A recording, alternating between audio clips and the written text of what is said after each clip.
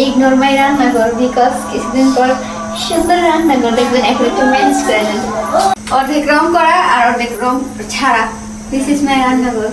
Hello everyone, আসসালামু আলাইকুম। কেমন আছেন সবাই? আশা করি সবাই ভালো আছেন। তো আপনাদের দোয়া আলহামদুলিল্লাহ আমরাও অনেক ভালো আছি। আপনারা তো সবাই জানেন যে আমি অতটা রান্না পারি না, মোটামুটি পারি। যাই হোক, তো আমি ভাবলাম যে আজকে একটা রান্নার ভিডিও আপনাদের সাথে শেয়ার করি। আমি দুপুরে লাঞ্চ করার পর মানে আর কিছু খাই নাই, তো সন্ধ্যার টাইমে আমার একটু ক্ষুধা লাগছিল, যার কারণে আমি একটু স্যুপ রান্না করতেছিলাম। তো আমি ভাবলাম যে যেহেতু আমি এটা নিজে রান্না করতেছি, তো একটা ভিডিও বানিয়ে আর আপনাদের সাথে শেয়ার করি। আমি আর আমার পিচি ফ্রেন্ড অলওয়েজই প্রতিদিনই সন্ধ্যায় কিছু না কিছু রান্না করে খাই, বাট আমি ভিডিও বানাই না, কারণ এটা আমার আপু রান্না করে। যেহেতু আজকে আমি রান্না করতেছি, তো তার জন্যই আমি একটা ভিডিও বানাইলাম। রান্না করতেছি বললে একদমই ভুল হবে। আর এটা স্যুপ। আমি জানি যে স্যুপ সবাই রান্না করতে পারে, বাট ফার্স্ট টাইম বানাইতেছি। আমার আপু সবসময় আমাকে বানাই দেয়, বাট আজকে আমি ফার্স্ট টাইম বানাইতেছি। আর আরেকটা মজার ব্যাপার কি জানেন, আমি যখন স্যুপটা খাইতেছিলাম তখন আমার পিচি ফ্রেন্ড বলতেছিল, আপু তুমি স্যুপ খাইতেছো কে? এটা তো বুড়া মানুষেরা খায়।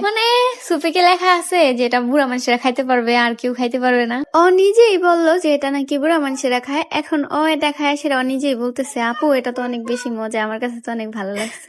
ভাবা যায় ওই বললো যে বুড়া মানুষ খায়, তার আমাকে বুড়া মানুষ। যাই হোক, আমি কিন্তু মজা করছি, আপনারা আবার এটা সিরিয়াস নিন না। যাই হোক, তো আমি আপনাদের সাথে একটু রেসিপি শেয়ার করি। আমি এখানে একটু ধনিয়া পাতা আর একটু কাঁচামরিচ কেটে নিয়েছিলাম। আর আমি যেহেতু স্যুপ রান্না করবো, এটা অতটা কঠিন না, জাস্ট এমনিতেই রান্না করা যায়। যাই হোক, তো আমি কিছু ধনিয়া পাতা আর কাঁচামরিচ কেটে নিছি, একটা ডিম নিয়ে নিচ্ছি, আর একটা স্যুপের ছোট প্যাকেট নিয়ে নিছি। আমি যেহেতু ফার্স্ট টাইম নিজে রান্না করতেছি, তার কারণেই আমি একটা ছোট প্যাকেট নিছি। তো আমার আপু রান্না করলে একটু বেশি রান্না করে, আমি যেহেতু ফার্স্ট রান্না করতেছি, মজা না হলে তো পুরাই নষ্ট, তার কারণে একটু নিছি। আর হ্যাঁ, আমি আরেকটা কথা বলি, আপনারা অনেকেই আমাকে আস্ক করেন যে আপু আপনার সাথে আরেকটা পিচ্চি ভিডিও বানাইতো, ওই পিচ্চিটা এখন কেন ভিডিও বানায় না? আমি দেখি যে আপনারা সবাই কমেন্ট করেন যে ওই পিচ্চিটারে কেন আমি নিয়ে ভিডিও বানাই না, তারপর অনেক কিছুই। যাই হোক, তো আমি আজকে বলি, আসলে ও আগে এইখানে থাকতো, এখানে ওর বাবার বাড়ি, তো আগে এখানে থাকতো, এখন ওর নানুর বাসায় চলে গেছে। আর ওর নানুর বাসা হলো আমাদের বাসা থেকে প্রায় অনেকটাই দূরে, যার কারণে ও আসতেও পারে না, ভিডিও বানাইতে পারে না। মাঝে মাঝে যখন ও আসে ভিডিও বানানোর জন্য, তখন